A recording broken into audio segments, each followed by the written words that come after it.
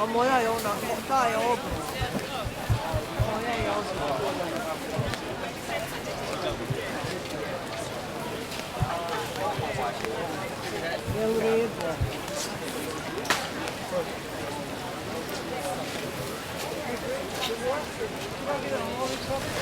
in the last week, we've seen a massive escalation by Israel and sending thousands of bombs dropping on Lebanon, opening a new front in this war.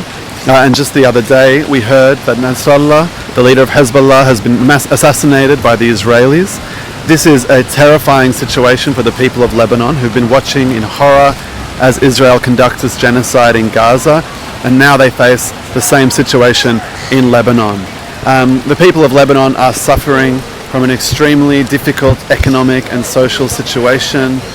Their currency has collapsed, people are starving. There are millions of Syrian and Palestinian refugees struggling to survive in these difficult conditions. And now there are hundreds and thousands of Lebanese refugees fleeing from the bombs that Israel is dropping on the south of Lebanon and Beirut's southern suburbs. So we are here today to protest against Israel's escalation, to protest against the American and Australian support for this escalation. We were shocked to see Penny Wong come out and say that she doesn't want to see Lebanon turned into Gaza. So that's the Foreign Minister, Penny Wong. That's the Foreign Minister, Penny Wong. And of course, we agree, we don't want to see Lebanon turned into Gaza. Why was it okay to turn Gaza into Gaza? Why was it okay to kill 40,000 people in Gaza? These mealy-mouthed weasel words from our Foreign Minister and the Australian Labor Party are not acceptable to the people of this country with a conscience. And so we're going to keep protesting until the Australian Labor Party cuts all ties with Israel and stops sending them weapons components, stops providing them with political support of the United Nations, and supports justice for the Palestinian and Lebanese people. What about the historic context, the war between Israel and Lebanon in 2006?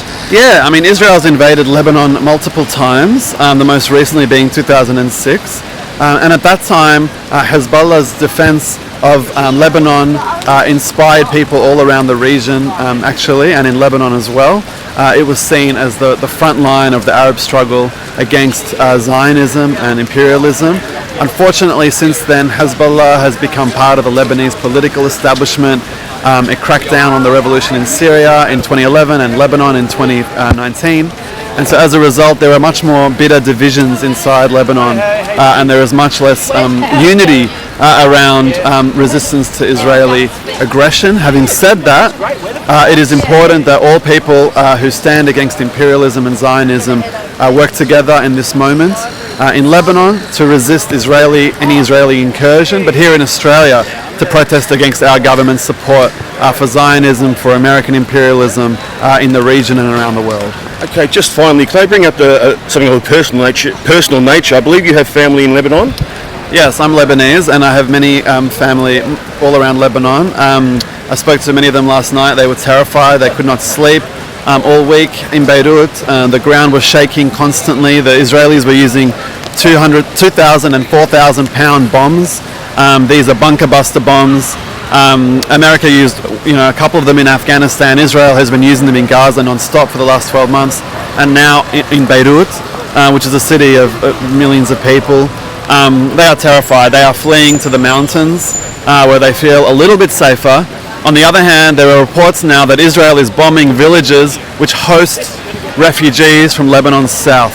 So that means that any village in Lebanon is a potential target for Israeli aggression. And it is shocking that people who are just trying to help their fellow human beings seek asylum internally now face risk and danger from the Israelis. And this is no accident. The Israelis want to try and divide the Lebanese people. They have always sought to play on the communal and religious divisions in Lebanon, to exacerbate those and to make it harder for people to unite against Israel and against the West.